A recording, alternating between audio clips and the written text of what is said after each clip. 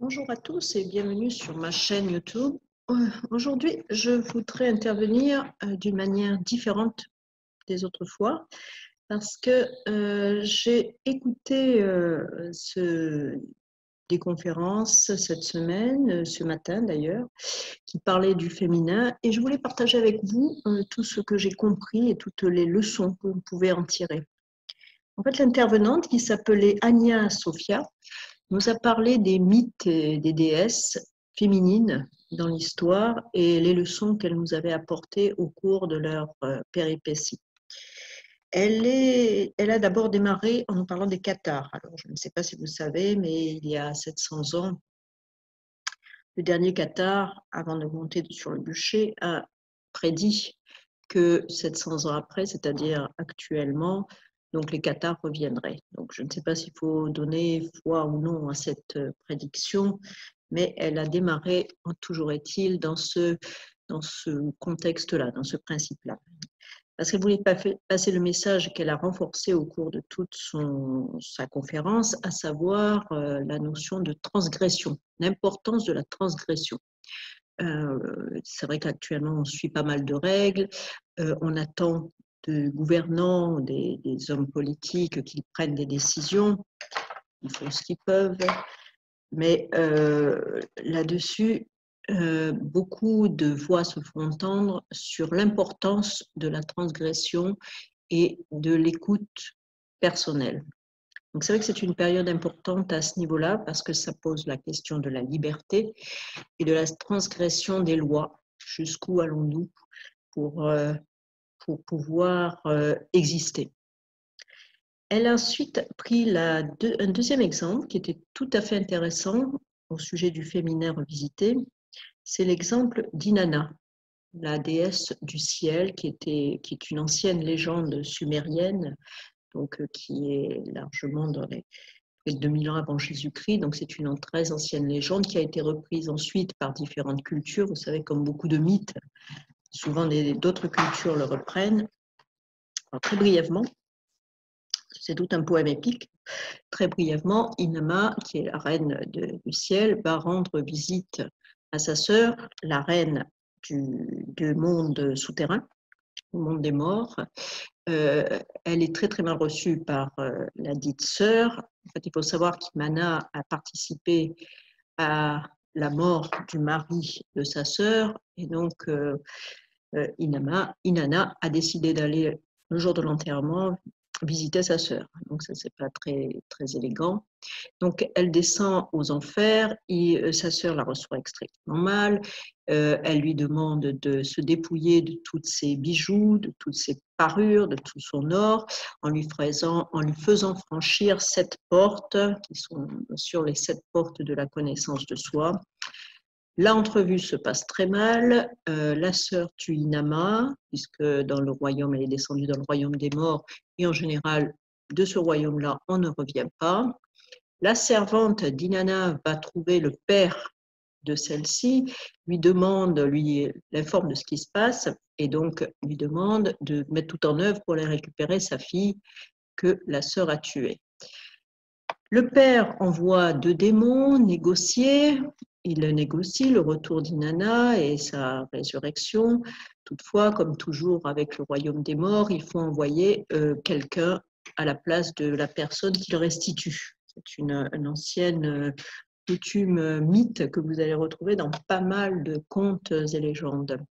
Donc la transaction se fait et en fait 2 personnes meurent à la place d'Inanna qui, elle, ressuscite après avoir manipulé son père, donc le masculin.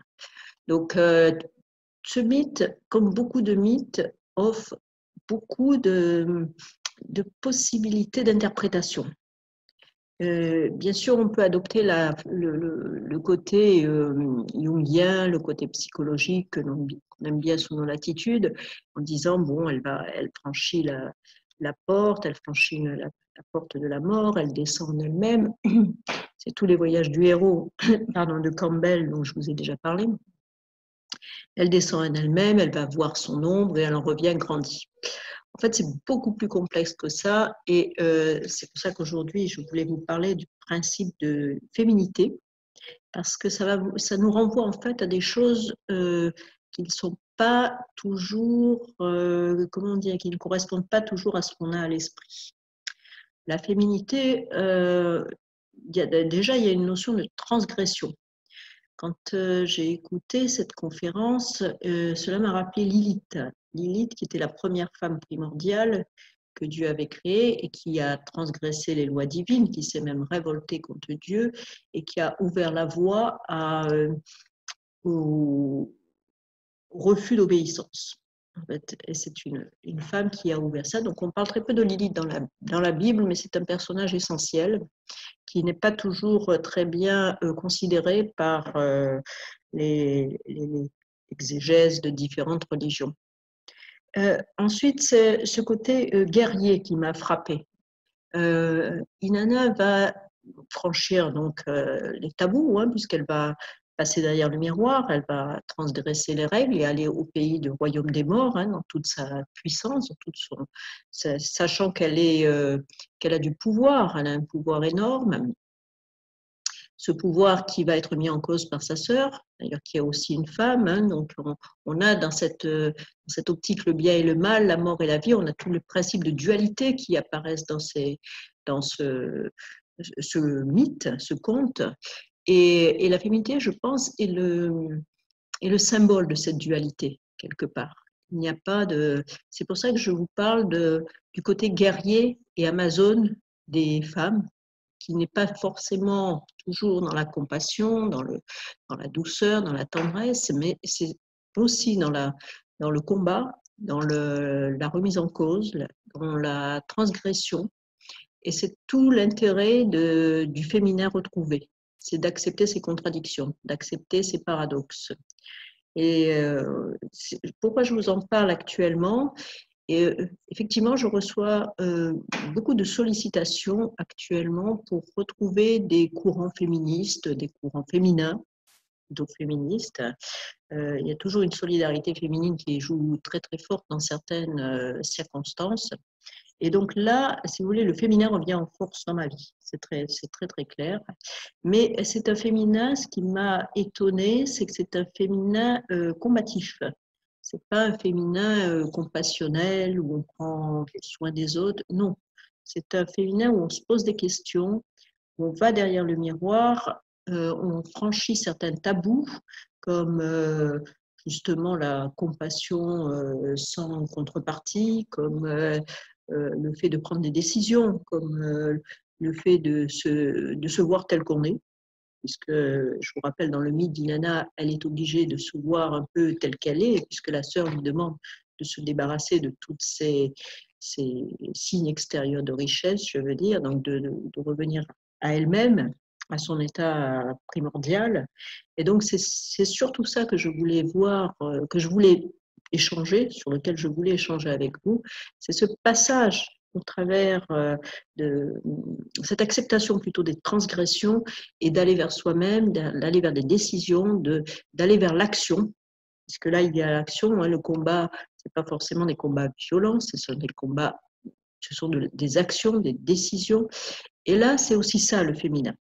Donc, cette ambivalence, aussi important, Inanna, tout au long du conte, elle a une puissance terrible, puisqu'elle a la capacité de manipuler le masculin qui est représenté par son père, et elle le fait tout à fait pour justifier ses besoins d'ego. Si on reprend le mythe sumérien d'origine, en fait, c'est parce qu'elle veut absolument satisfaire ses désirs. Donc, on voit aussi cette puissance féminine, déesse du ciel, arriver à manipuler le masculin pour obtenir ce qu'elle veut. Après, le pouvoir, c'est un principe, un concept qui est neutre. C'est clair que le pouvoir, vous pouvez l'utiliser de façon positive ou négative. Là, dans le mythe, parce que c'est un mythe et que donc ça a valeur d'enseignement, dans ce mythe, il est utilisé de façon négative pour nous apprendre une leçon. Mais ce pouvoir féminin, ce pouvoir qui est très fort, a aussi une capacité d'action positive. Je dis encore une fois, le pouvoir en lui-même est neutre. Tout dépend de ce que vous allez en faire. Tout dépend des décisions que vous allez prendre. Voilà, c'est aussi, ce que je voulais partager avec vous, c'est aussi, le voyage du héros de Campbell. Donc, comme je vous l'ai dit, on en a déjà parlé dans sur Instagram, c'est ce voyage du héros vers lui-même. Et je trouve que ce mythe d'Inanna est très, très beau, tout comme le mythe d'ailleurs, tout comme la légende des Cathares, puisque quelque part il y a un aspect de légende. Tout comme la légende des Cathares, donc d'aller vers soi-même, d'aller vers ce que l'on pense être juste, réaliser son destin. Vous savez que ce sont des choses que je répète un peu en boucle de façon obsessionnelle. Être soi-même, réaliser son destin, apprendre qui vous êtes. Voilà, c'est tout ça que je voulais partager avec vous. Donc j'ai changé un petit peu, j'ai changé même beaucoup la présentation et l'approche de ces vidéos parce que j'aimerais véritablement avoir un échange avec vous sur justement qu'est-ce que le principe féminin, qu'est-ce que cela veut dire pour vous, qu'est-ce que veut dire le voyage du héros pour vous, est-ce que vous en avez déjà vécu, savez-vous, est-ce qu'il est important de se connaître? En fait, toutes ces questions-là sur lesquelles, qui sont à mon avis importantes, en tout cas pour moi, et sur lesquelles j'aimerais échanger avec vous. Je vous dis à bientôt, car je pense que je garderai ce format pour vous parler d'autres mythes et légendes qui me paraissent importants de par les leçons qu'elles peuvent nous apprendre et qui, malgré les siècles qui nous séparent depuis leur création, sont toujours très, très intéressantes à partager. Merci et au revoir.